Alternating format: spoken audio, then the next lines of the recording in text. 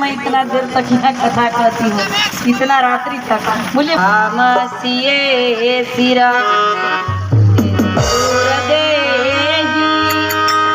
और शोभा कही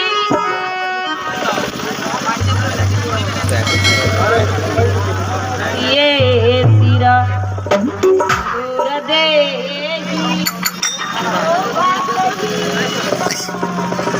वीरेंद्र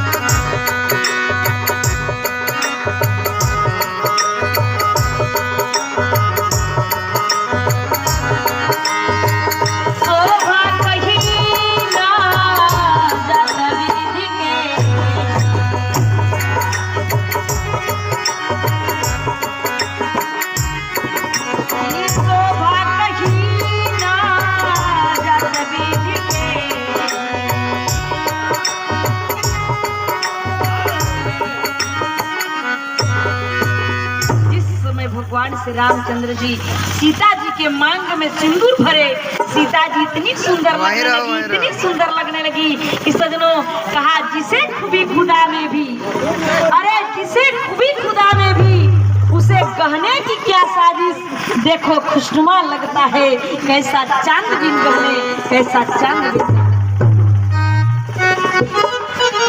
जिस प्रकार पूर्णिमा का चांद जब उगता है तो कितना सुंदर सुहावना लगता है ना। चंद्रमा को श्रृंगार करता है क्या? नहीं करता है, फिर भी सुंदर लगता है।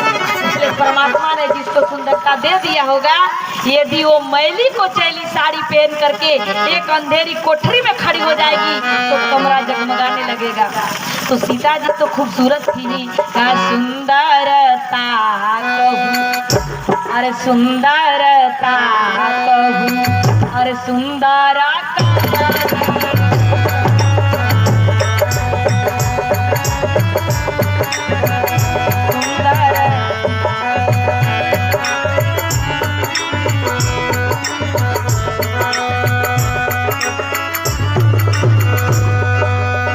गृह दीपसी खाजनु बराई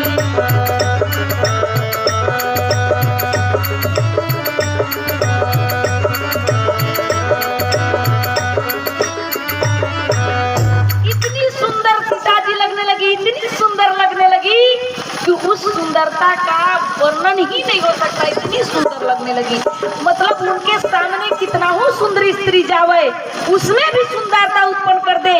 उसे सीता जी की उस समय की सुंदरता का वर्णन आप थोड़ा सा मतलब मन में सोच सकते हैं, उसका वर्णन नहीं कर सकते। क्योंकि कहा गया कि पूर्णिमा का चांद जिस प्रकार सुंदर सुहावना लगता है उसी प्रकार सीता जी सुंदर लगने लगी। बोलिए वृंदावन बिहारी लाल की। आज के आनंद कंद भगवान की। अब जैसी विवाह संपन्न हुआ उस समय सीता जी की सखिया लोग कहती है कि अब कोहबर में ले चला जाए। सुमोन भी हुआ।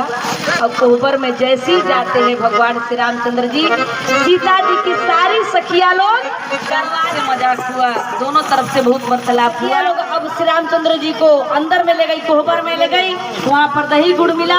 दही गुड़ खाने में सजनों नेक मांगने लोग नेक मांगते हैं, लेकिन भगवान राम ने नेक नहीं मांगा। वहाँ पर जनक जी महाराज आए और कहे बेटा आज कुछ मांगना पड़ेगा। भगवान राम ने कहे कि अगर देना चाहते हैं तो आप यही दीजिए कि हमारे अयोध्या से जितने भी कुंवारे लड़के आए हैं सबका विवाह जनकपुर में हो जाए। सजनों, वहाँ पर जितने भी अयोध्या से कुंवारे लड़के आए थे सबका विवाह जनकपुर में हुआ था। नेग में ही मांगे। अब भगवान कहते हैं कि हमको आए हुए बहुत दिन हो गए, अब जल्दी से विदाई किया जाए। बोलिए सियावर रामचंद्र की, आज के आनंद कंद भगवान की। अब जैसी विदाई का समय आया, सीता जी अपने बाबा के गले से लिपट करके, जनक जी महाराज के गले से लिपट करके कहती है कि बाबा, इतने प्रजाओं के आप भार को संभाल रहे हो, सबको ले चल रहे हो, मैं अकेली सीता आपके कंधे की भार हो गई, जो जबरदस्ती मेरे को विदाई कर रहे हो। तो वहाँ की नर नारी की तो बात ही अलग रही। वहाँ के पशु पक्षी भी, जब सीता जी का विदाई होने लगा तो पशु पक्षी भी रोने लगे, बहुत बिलख बिलख करके रो रहे थे, फुट फुट करके रो रहे थे।